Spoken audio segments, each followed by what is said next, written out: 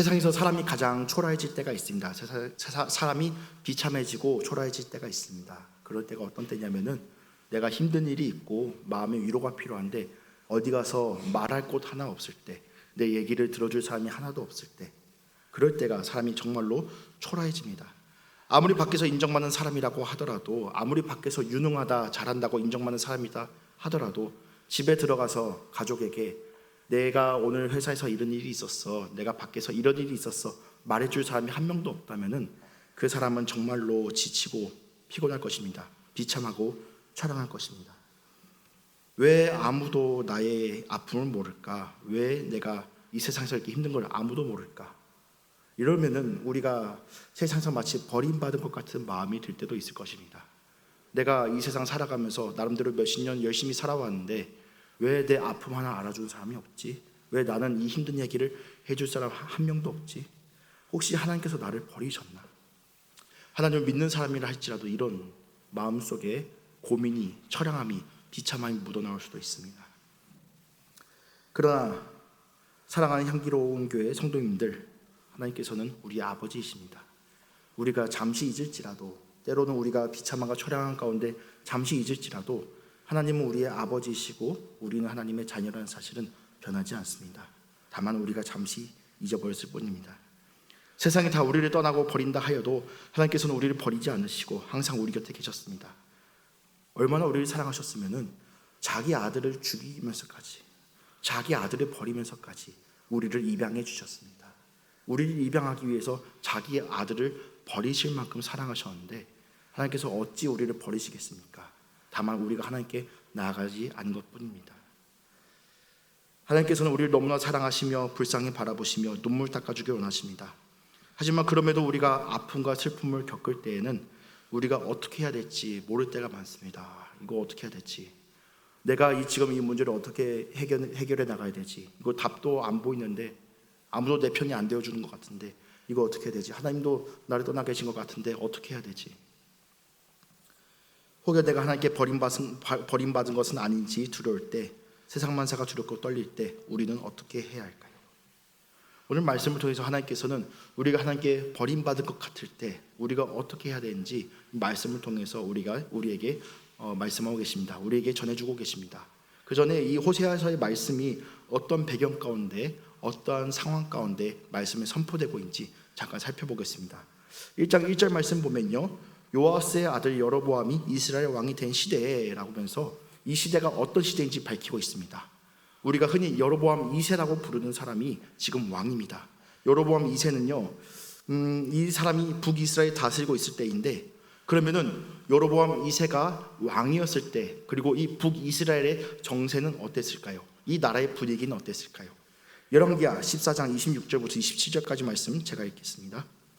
이는 여호와께서 이스라엘의 고난이 심하여 매인자도 없고 노인자도 없고 이스라엘을 도울 자도 없음을 보셨고, 여호와께서 또 이스라엘의 이름을 천하에서 없이 하겠다고도 아니하셨으므로 요아스의 아들 여로보암의 손으로 구원하심이었더라. 아멘. 지금 북이스라엘 상황은 원래 어땠냐면요, 아버지 요아스의 때에 나라의 땅을 많이 잃어버렸습니다. 그리고 주변에 있는 다른 나라들도 굉장히 강력한 국가들이었습니다. 마치 어찌 보면 지금 우리나라의 상황과도 크게 다르지 않을 것 같습니다. 강력한 나라가 그 나라를 에워싸고 있고, 또 그 아버지 때에 정치를 실책하여서 여러 가지 해를 보았습니다. 나라가 허약해지면, 약해지면은 주변에 있는 하이에나 같은 다른 나라들이 이 나라를 지어삼키려고 달려들었겠죠. 하나님께서 그런데 이 북이스라엘을 구원하시기로 작정하셨습니다. 왜요? 아무도 그 북이스라엘을 구원하려고 도와주려고 하지 않았기 때문에 하나님께서 불쌍히 여겨서 이 여로보암, 요아스의 아들 여로보암 2세를 들어서 사용하셨습니다. 그래서 여로보암 2세 때는 나라가 회복이 되고, 심지어는 나라를 많이 확장하여서 땅이 더 넓어졌습니다. 땅이 넓어지고 군사력이 강해지면 자연스럽게 경제도 안정이 되겠죠. 잘 먹고 잘 살게 되었습니다.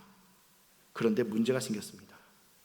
여로보암 2세도 그리고 북이스라엘 백성들도 이 구원의 역사, 그 전까지만 하더라도 우리가 어떻게 살아야 되지, 아이고 큰일 났네, 우리 망했네, 항상 전전긍긍하면서 그렇게 살아갔던 그들이 하나님의 은혜로 이제 먹고 살만해지니까 하나님을 잊어버렸습니다.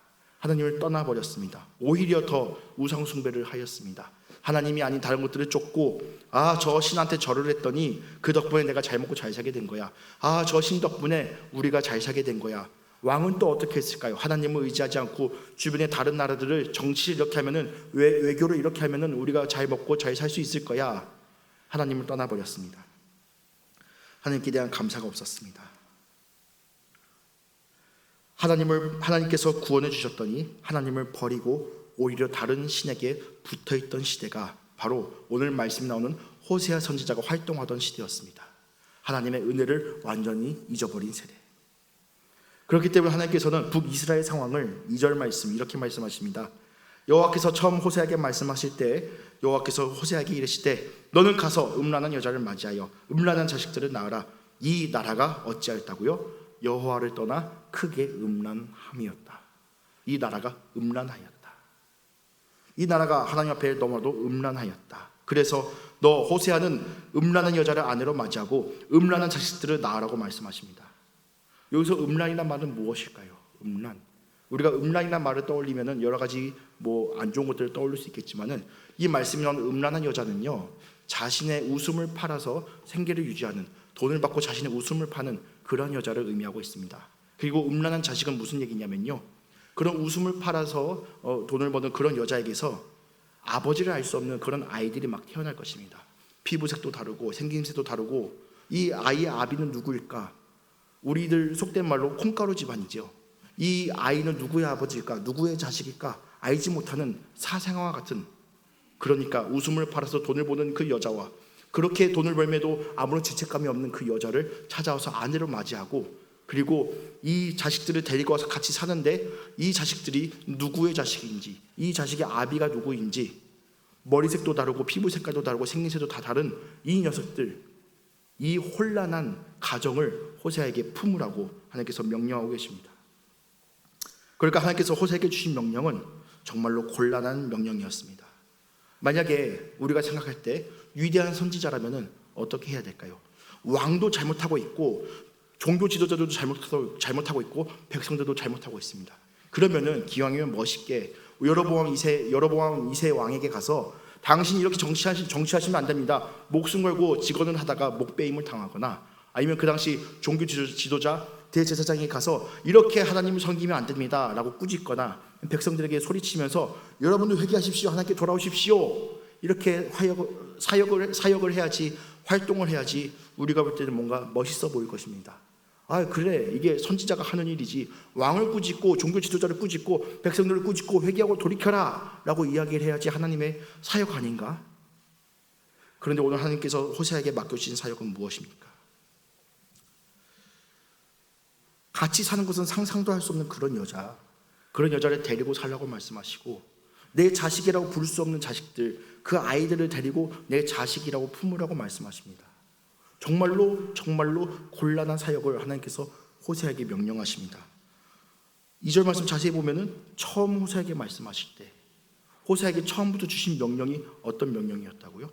받아들이기 힘든, 곤란한, 멋도 안 나는, 폼도 안 나는 그런 명령을 호세아에게 맡겨주십니다. 그리고 여기서 조금 더 나아가서 하나님께서 호세아에게 주신 명령이 참으로 어렵습니다. 4절부터 5절까지 말씀 같이 한번 읽어보겠습니다. 여호와께서 호세아에게 이르시되 그의 이름을 이스라엘이라 하라. 조금 후에 내가 이스라엘의 피를 예후의 집에 갚으며 이스라엘 족속의 나라를 폐할 것입니다. 그날에 내가 이스라엘 골짜기에서 이스라엘의 활을 꺾으리라 하시니라. 아멘. 하나님께서 호세아에게 주신 두 번째 명령은 뭐냐면요, 너가 낳은 첫째 아들의 이름을 이스라엘이라고 지어라. 그런데 이 이스라엘의 이름이 뜻이 뭐냐면요, 내가 너희들을 망하게 해버릴 거다. 내가 너희들을 완전히 망하게 해버릴 거다. 아무리 자식이 싫어도, 자녀가 싫어도 이름은 이쁘게 지어주려고 할 텐데, 그 누가 자기 자녀 이름을, 너의 이름은 오늘부터 윤멸망이야, 너 이름은 윤심판이야, 누가 그렇게 이름을 지어주겠습니까? 그런데 이스라엘, 내가 너희들을 완전히 흩어져 버릴 거야. 내가 너희들을 완전히 멸망시켜 버릴 거야. 내가 너희들에게 그 예후의 피가 다시 돌아오게 할 거야. 너희 집안 가운데 저주가 가득할 거야. 이런 이름을 지으라고 말씀하십니다. 다른 자녀들의 이름을 한번 살펴볼까요? 6절과 9절 말씀 함께 읽어보겠습니다. 고멜이 또 임신하여 딸을 낳음에 여호와께서 호세아에게 이르시되 그의 이름을 로루하마라 하라. 내가 다시는 이스라엘 족속을 긍휼히 여겨서 용서하지 않을 것입니다. 9절 말씀, 여호와께서 이르시되 그의 이름을 로암이라 하라. 너희는 내 백성이 아니요 나는 너희 하나님이 되지 아니할 것입니다. 아멘. 딸의 이름은 로루하마. 너는 나에게 사랑을 받지 못할 거야. 너희 백성들은 나에게 사랑을 받지 못할 거야. 로암이, 너희들은 나의 백성이 아니야. 너희들은 버린 자식이야. 누가 자기 자녀 이름을 그렇게 짓고 싶을까요? 그러니까 첫째 아이 이름은 이스라엘, 너희들 멸망해서 흩어버릴 거야. 둘째 아이 이름은 로루하마, 난 너희를 사랑하지 않을 거야. 셋째 아이 이름은 로암미, 너희는 버린 백성이야. 누가 자기 자녀 이렇게 짓고 싶겠냐고요. 아무리 자녀에게 애정이 없는 사람이라 할지라도 하다못해 그 당대의 유명한 연예 이름을 갖다 붙입니다. 그런데 왜 너는 사랑받을 자격이 없어? 너희는 내 백성도 아니야. 너는 멸망해버릴 거야. 너는 심판받아 멸망해버릴 거야. 왜 이런 이름을 지으라고 하실까요? 하나님께서는 호세아를 통하여서, 그리고 호세아의 가정을 통하여서 이스라엘 상황을 극단적으로 보여주시기 위해서 놀라운 특별한 명령을 내리신 것입니다. 지금 이스라엘 상황이 어떻다? 이스라엘 당장 흩어져서 멸망당할 것이야. 이스라엘 상황이 이제 어떻다? 하나님께 사랑받을 자격이 없다. 하나님께 이제 더 이상 사랑을 받지 못할 것이다. 로암미, 너희들은 이제 내 백성이 아니야. 너희들은 이제 버린 자식이야. 이스라엘 상황이 지금 이렇다고요. 하나님께서 이제 이스라엘을 그렇게 하실 것이라고요. 호세아를 통해서 드러내 보여주십니다. 만약에 우리 성도님들께서는 다 건실하신 분입니다. 네, 다 정말로 건전하신 분이고 건실하신 분입니다. 그렇기 때문에 웃음을 파는 여자들과 연관된 일이 전혀 없습니다. 아는 사람들은 그런 길을 잘 찾아가지만은 심지어 그런 불건전한 사람들, 그런 길을 아는 사람이라 할지라도 너 그런 여자와 같이 데리고 살아, 그 여자와 결혼해서 살아 하면은 학을 떼며 도망칠 것입니다. 그런데 호세아에게 그런 여자를 만나서 결혼하라고 같이 살려고 합니다. 또 아까 말씀드린 것처럼 자녀들의 모습은 어땠습니까? 서로 머리 색깔도 피부 색깔도 다릅니다. 얘네들을 누가 자기 자녀라고 볼 수 있을까요? 물론 입양하여서 자녀들을 양육하시는 분들 정말로 대단하신 분입니다. 그런데 자기 피가 한 방울 안 섞인 그런 아이들을 입양하여서 키우신 분들은 또한 아무런 대가를 안 치르시나요? 그 아이들을 내 자녀로 품기 위해서, 그 아이들을 내 자녀로 인정하기 위해서 마음과 몸을 다 바쳐서 그 아이를 품어야 됩니다. 그 이해할 수 없는 여자를 아내로 맞이하는 것도, 이해할 수 없는 그 아이들을 내 자녀라고 품는 것도 내 몸과 마음을 다 바쳐야지만 가능한 일입니다. 하나님께서 이스라엘이 딱 이런 모습이라고 보여주고 계십니다. 우리는 하나님만 섬기고 따르겠습니다. 우리는 하나님 백성입니다.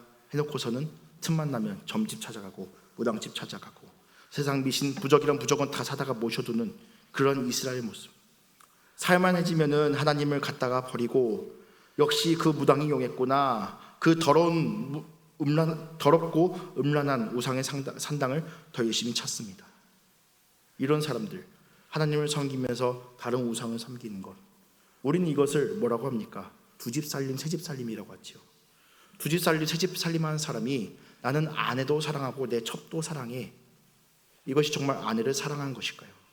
아내도 사랑하고 첩도 사랑한다는 그 말도 안 되는 이야기를 하는 사람 보고 저 사람은 정말로 아내를 끔찍하게 사랑하구나 얘기할 수 있을까요?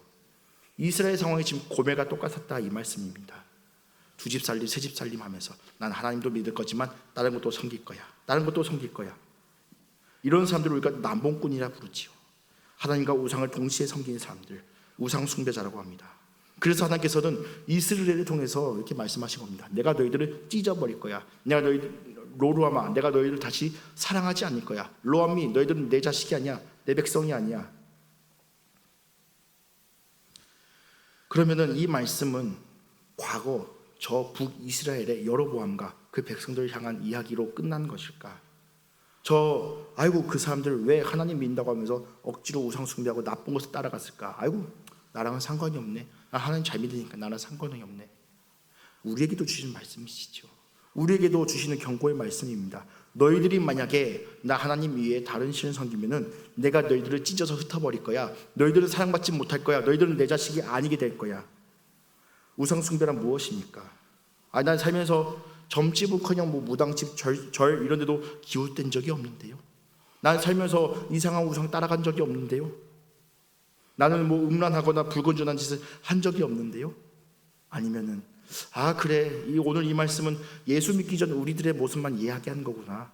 그래, 내가 예수 믿기 전엔 죄인이었지. 근데 내가 지금은 깨끗하지. 이런 얘기를 하는 걸까? 우상 숭배의 본질은 무엇인가? 10계명 제1계명에서 이렇게 말씀하고 계십니다. 너는 나 이외에 다른 신들을 내게 두지 말라. 이 말씀이 무슨 뜻이냐면요, 너는 하나님 외에 다른 신들을 너 눈앞에 보이게 두지 말라. 내 눈앞에 보이게 두지 말라. 이 말씀 앞에 여기 있는 저도 그렇고 여기 함께 계신 성도님들도 그렇고 온라인으로 예배드리는 성도님들도 그렇고 우리가 어떻게 자유로울 수 있겠습니까? 하나님만 우리가 눈에 바라보고 있다면은 우리 삶 가운데 왜 걱정이 있나요? 왜 염려와 불안이 있나요? 그래, 하나님이 우리의 하나님이신데, 만왕의 왕이신 하나님께서 우리의 하나님이신데, 이렇게 믿으면서 나아가면 될 텐데 왜 우리에겐 여전히 걱정과 근심과 불안이 있습니까? 눈앞에 다른 것들이 보이기 때문에. 물가가 더 오를 것이야. 건강하려면 뭘 먹고 뭘 해야 된다더라. 이런 소문들. 우리는 하나님의 백성이라고 하면서, 하나님만 믿는다고 하면서 주변에 둘러싼 다른 소문들을 들을 때마다 귀가 쫑긋거립니다. 눈이 어디로 가야 될지 항상 눈이 여기저기 바삐 움직이고 있습니다. 하나님만 바라봐야 될 텐데 하나님 말고 다른 신들, 건강이라는 신들, 경제라는 신들, 자기 자녀라는 신들을 눈앞에 모셔놓고 눈이 어디로 갈지 헤매이고 있습니다. 이것이 우상 숭배가 아니고 무엇입니까? 이것이 하나님 외에 다른 것들을 섬기는 음란한 행위가 아니고서는 무엇이겠습니까? 우리가 오히려 음란한 행위 때문에 하나님이 아니라 다른 것들을 섬기는 그러한, 하나님 외에 다른 것들을 바라보는 그러한 것들 때문에 오히려 우리 마음 가운데 이스라엘 여기저기 흩어져 버리고 로루하마 하나님께 사랑받지 못하고 로암이 하나님의 백성이 아니라 다른 백성처럼 살아가고 있지는 않습니까? 입으로는 주 날개빈 내가 편안히 쉬네 고백하면서도 우리의 눈은 하나님이 아니라 엉뚱한 것을 들쑤시고 있습니다. 오늘 말씀이 나오는 여로보암 같은 자, 그리고 고멜과 그의 자녀들과 같은 자는 우리들에 대한 말씀입니다. 너희들 음란하다. 나 하나님 믿는다고 하면서 왜 너희들은 우상 숭배를 같이 하고 있느냐? 그러나 이 하나님께서 호세아를 통해서 주시는 말씀은 10절에 이르러서 갑자기 반전을 맞이합니다. 10절 말씀 같이 한번 읽어보겠습니다. 그러나 이스라엘 자손의 수가 바닷가에 모래같이 되어서 헤아릴 수가 없고 셀 수도 없을 것이며 전에 그들에게 이르기를 너희는 내 백성이 아니라 한 그곳에서 그들에게 이르기를 너희는 살아계신 하나님의 아들들이라 할 것이니라. 이어서 2장 1절까지 한번 쭉 읽어보겠습니다. 이에 유다 자손과 이스라엘 자손이 함께 모여 한 우두머리를 세우고 그 땅에서부터 올라오리니 날이 클 것입니다. 너희 형제에게는 암미라 하고 너희 자매에게는 루아마라 하라. 아멘. 방금 전까지는 하나님께서 그 자녀들의 이름을 괴상하게 지으십니다. 이스라엘, 로루아마, 로암이. 이스라엘 내가 너희들 찢어서 버려버릴 것이야. 로루아마 너희들은 이제 사랑받지 못할 것이야. 로암이 너희들은 내 백성이 아니야. 방금 전까지만 해도 심판과 저주를 말씀하셨는데 갑자기 10절 말씀 보면은 뭐라고 말씀하세요? 내가 너희를 회복할 거야. 내가 너희들 하나님의 아들들이라고 부름받게 할 거야 라고 갑자기 반전의 말씀을 전하고 계십니다. 왜 하나님께서 이렇게 하신 걸까요? 하나님 갑자기 이 9절과 10절 사이에 갑자기 변덕이 생긴 걸까요? 아니면은 우리 사람들이 계획을 세우는 것처럼 아이고 그때 이렇게 계획을 세웠더니 이게 안 맞네, 갑자기 계획을 막 바꿔서 기분에 따라서 갈팡질팡 하시는 것일까? 하나님께서는 왜 버리겠다고 해서 갑자기 아들들이라고 갑자기 축복의 말씀을 전하고 계시는 것일까?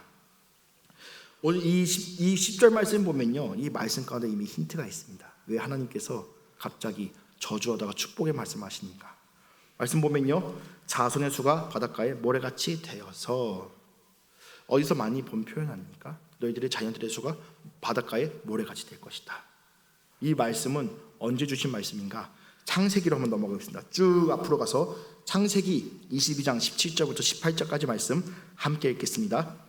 내가 내게 큰 복을 주고 내 씨가 크게 번성하여 하늘의 별과 같고 바닷가의 모래와 같게 하리니 내 씨가 그 대적의 성문을 차지하리라. 또 내 씨로 말미암아 천하 만민이 복을 받으리니 이는 내가 나의 말을 준행하였음이니라 하셨다 하니라. 아멘.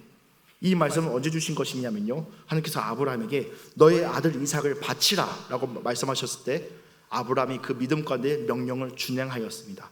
그러고 나서 하나님께서 아브라함을 너무 흡족하게 여기시면서 주신 축복의 말씀, 내가 너희 자손들을 하늘의 별과 바닷가의 모래같이 해주겠다. 그러면서 또 반복되는 표현이 있습니다. 무엇이 있죠?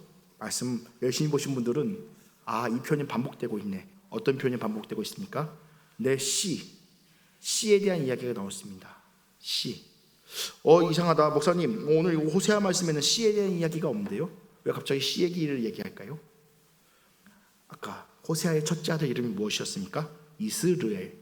이스르엘의 이름 안에는 사실 째라, 씨는 히브리어로 째라인데요, 이스라엘의 이름 가운데 이미 씨라는 뜻이 포함되어 있습니다.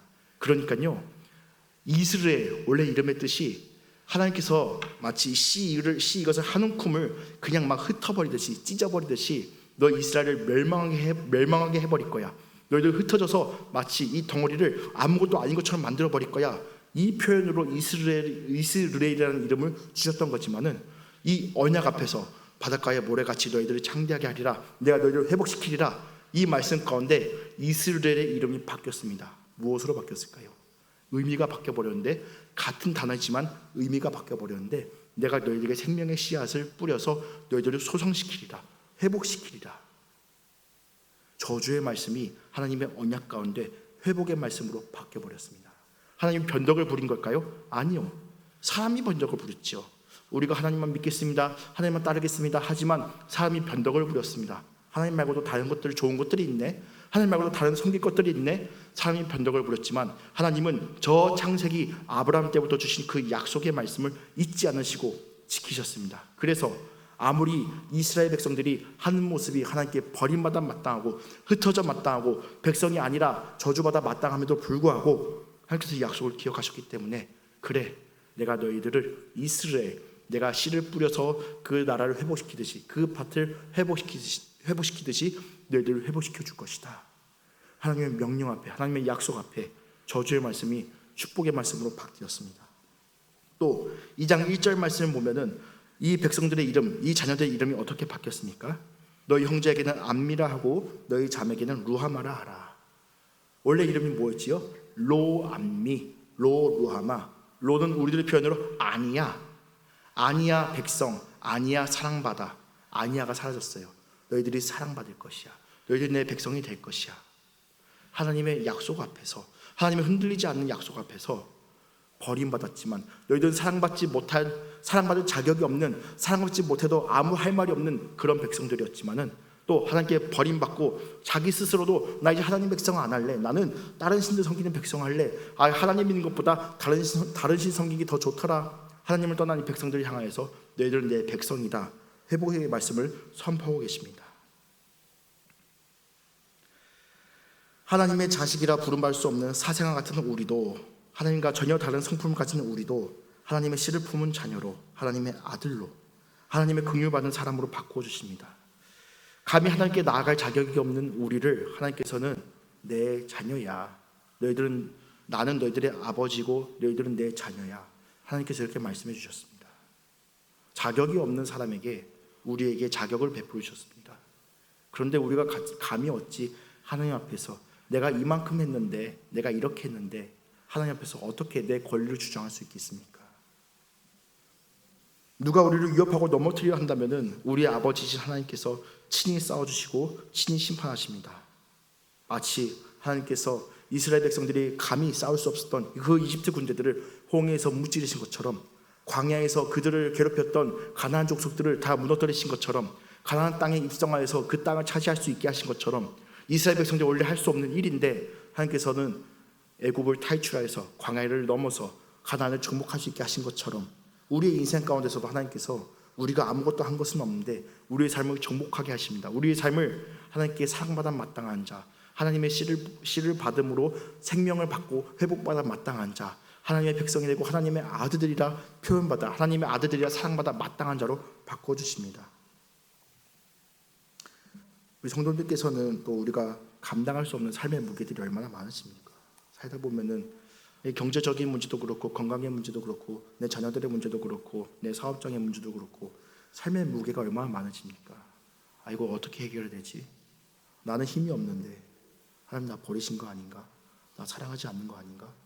앞서 제가 도입에 설명해 드렸던 그런 의문들이 우리에게 펼쳐옵니다. 우리에게 막 다가옵니다. 너 이거 어떻게 할래? 당장 다음 달까지, 당장 며칠 뒤까지 이거 처리해야 되는데 이거 어떻게 할래? 하지만 하나님께서 우리 아버지이신데 왜 우리는 또 눈앞의 문제 때문에 넘어지고 있습니까? 우리를 짓누르고 두렵게 하는 것들은 우리를 무너뜨릴 수 없습니다. 왜냐하면 하나님 아버지께서 우리의 모든 원수를 무너뜨리시고 심판하실 것입니다. 이스라엘 흩어버릴 것이고 그것들을 사랑하지 않을 것이고 로함이 그것들을 백성이 아닌 것들이기 때문에 하나님께서 반드시 심판하실 것입니다. 왜냐하면 우리는 이스라엘 하나님 안에 생명을 받은 자이고 암미 하나님의 백성이며 루하마 하나님의 사랑을 받는 사람들이기 때문에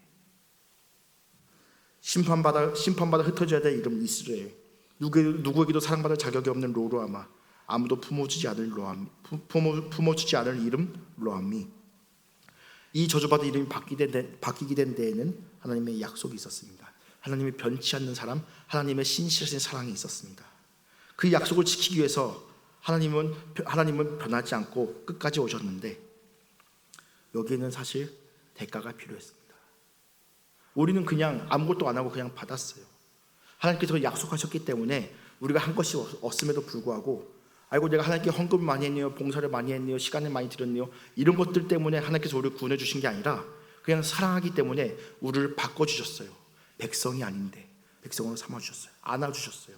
그런데 여기는 무엇이 있었다? 대가가 있었다. 앞서 말씀드린 것처럼 호세아가 이 고멜이라는 여자를 받아들인 게 쉬운 일이었을까요? 심지어는 이 고멜이 다시 집을 나갑니다.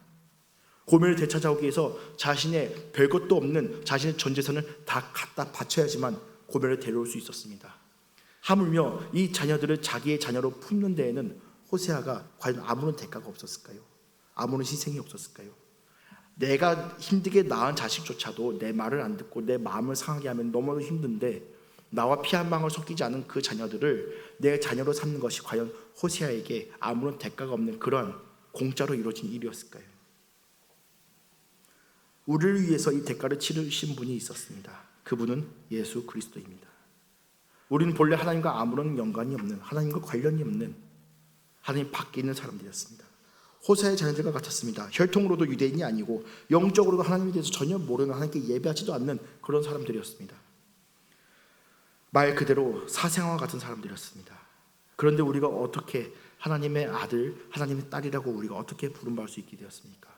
우리가 할례했기 때문에요. 율법을 잘 지켰기 때문에요. 뭘 많이 했기 때문에요. 이스라엘의 이름 뜻이 무엇이었습니까? 하나님께 버림받아 찢어지고 흩어져야 될 그 이름. 원래는 그 이름이 우리의 이름이었는데 예수님이 이스라엘 그 이름을 감당하셨습니다. 자기의 살이 찢기셔야 됐습니다. 자기의 피가 여기저기 흩뿌려져야 됐습니다.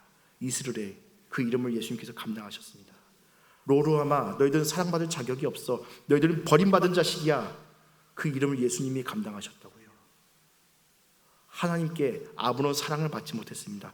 긍휼히 여기다는 말은 무슨 뜻이냐면요, 만약에 내 자식이 밖에 나가서 맞고 온다고 한번 생각해 볼게요.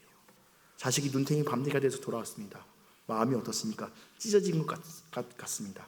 남의 자식이 맞고 오면 그런 마음이 안 될 텐데 내 자식이 맞고 오면 그런 마음이 들 거예요. 그것이 긍휼한 마음인데 하나님께서 자기 아들이 십자가에 찢겨 죽는데도 긍휼히 여기지 않으셨습니다. 심지어 같이 있던 제자들조차도 예수님을 부인하고 도망쳤습니다. 로함이 너희들은 내 백성이 아니다. 원래 우리 이름이었어요. 우리 하나님의 백성이 아니다. 하지만 하나님 그 자신이시고 하나님의 아들이신 그분께서 우리가 하나님의 아들이라고 하나님의 딸이라고 부름받게 만들기 위해서 자기가 버림받으셨어요. 이스라엘 찢어져야 된다. 로루하마 사랑받지 못한다. 로함이 더 이상 내 백성이 아니다. 그 이름을, 원래 우리의 이름을 하나님의 백성으로 바꿔주시기 위해서 이스라엘, 암미, 루하마로 바꿔주시기 위해서 자기 자신이 다 감당하셔야 됐어요. 여기선 대가가 있었습니다. 예수님이 그 대가를 다 치르셨습니다. 우리는 그저 그 은혜 가운데 온 몸과 마음으로 감사하면서 살아갈 뿐입니다. 우리가 감히 하나님께 무엇을 더 바랄 수 있겠습니까?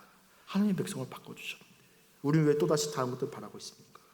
그리스도께서는 온몸이 부서지도록 우리를 안아주시고 생명 주신 것처럼 우리는 그냥 그저 감사한 가운데 내 몸이 부서져라 예수 그리스도를 따라서 그 길을 따라갈 뿐입니다.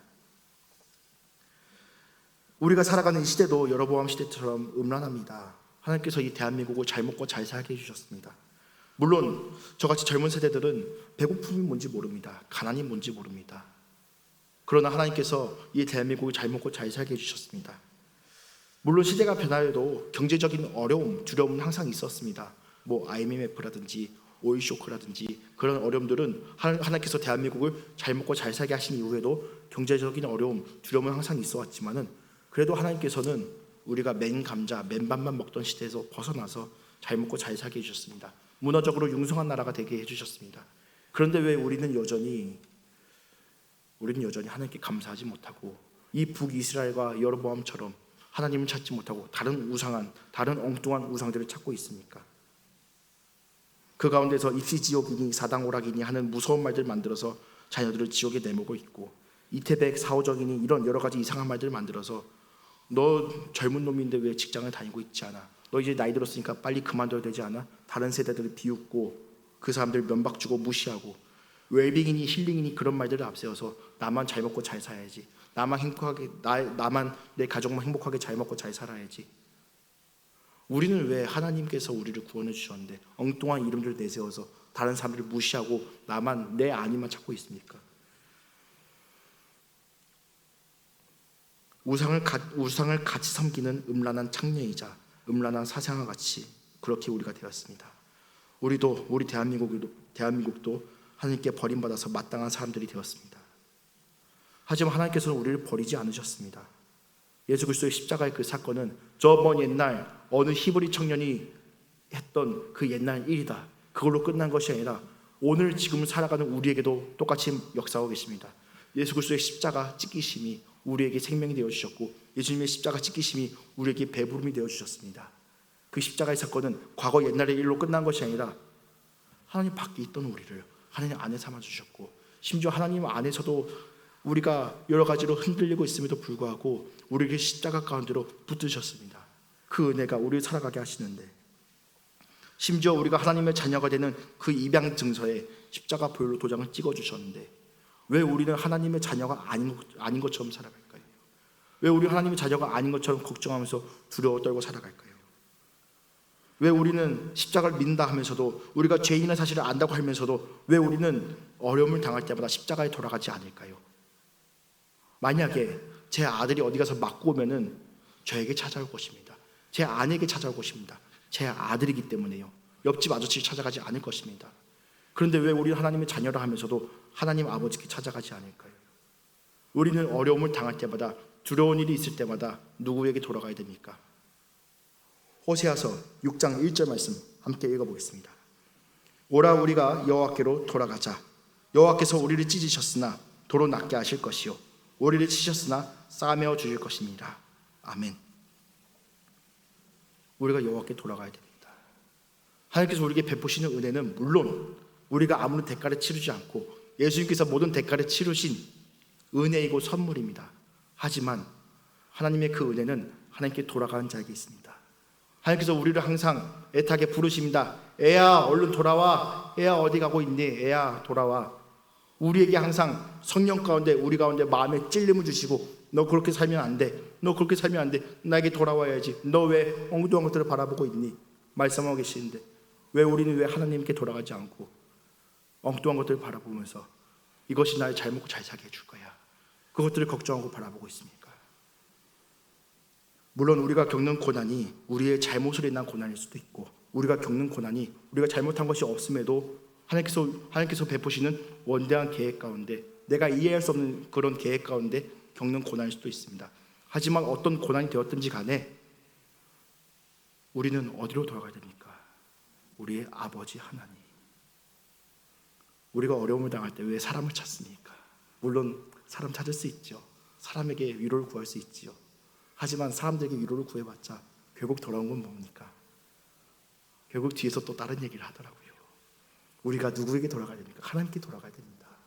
우리의 모든 것 되시고, 우리의 아버지 되시고, 우리의 모든 문제를 해결해 주실 수 있는 분이 하나님이신데 왜 우리는 하나님이 아니라 다른 것을 찾고 있습니까? 우리가 만약 하나님께 잘못한 것이 있다면 하나님 용서하여 주셔서 잘못했습니다. 우리가 만약 억울한 것이 있다면 하나님 억울합니다. 나의 억울함을 아시는 하나님께 모든 것을 내어놓겠습니다. 하나님께 돌아가며 참 평안과 참 안식을 누리는 저와 여러분 되시기를 예수님의 이름으로 축복합니다. 기도하겠습니다.